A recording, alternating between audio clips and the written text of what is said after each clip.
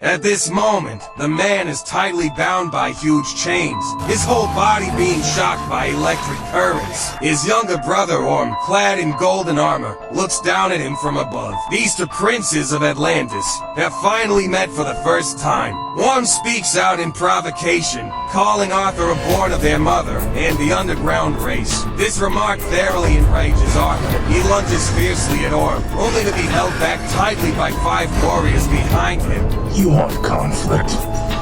We should take these chains off, little brother, and we'll see what gets run through. But Arthur had no idea he'd walked right into Orm's track. Orm had been trained as an elite since childhood, outmatching Arthur in every way. Take Arthur down in front of all the clans, and he'd have a legitimate claim to the throne, uniting the 7 kingdoms once and for all.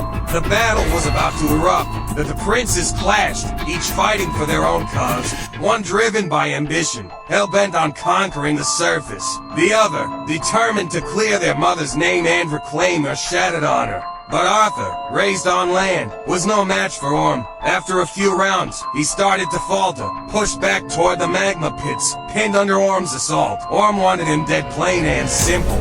In a desperate move, Arthur used his trident to slow himself, flipped, and gathered strength, breaking free from Orm's grip. Orm retaliated by hurling a chunk of magma at him. Then both unleashed their full power, charging each other at near sonic speed. The collision sent waves exploding everywhere, but it was Arthur who went flying. Orm slammed him against the rock wall, grinding him into it, even shattering the trident their mother had left him.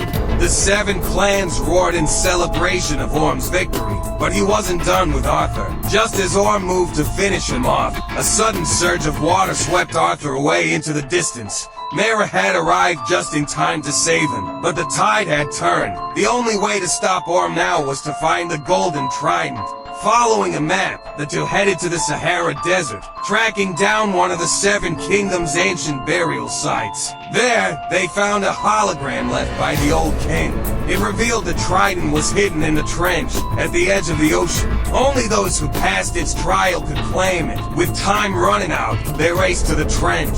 Something lurked in those eerie waters. The Trench Tribe, one of the 7 clans. Ever since Atlantis sank, they devolved into bloodthirsty monsters. Even with their strength, they had no choice but to abandon their ship and dive into the sea as the creatures swarmed. Hordes of monsters chased them, so they ran for their lives, only to find a blue, lightning reed storm blocking their path. To escape the beasts, they leapt into the tempest, but the powerful current tore them apart the second they entered. Mera was knocked unconscious by the waves, sinking to the ocean floor. A giant beast closed in, ready to devour her, when a mysterious figure blasted it away and pulled her to safety. When Arthur finally caught up, he froze. The stranger was his mother. It turned out, when the queen returned to the sea all those years ago, the enraged old king had sacrificed her to the Trench Tribe. Everyone thought she was dead, but she'd been trapped there, and able to escape. Now, the only hope was to retrieve the golden trident from the ruins and command the 7 clans. But an ancient Leviathan guarded the relic. For his mother,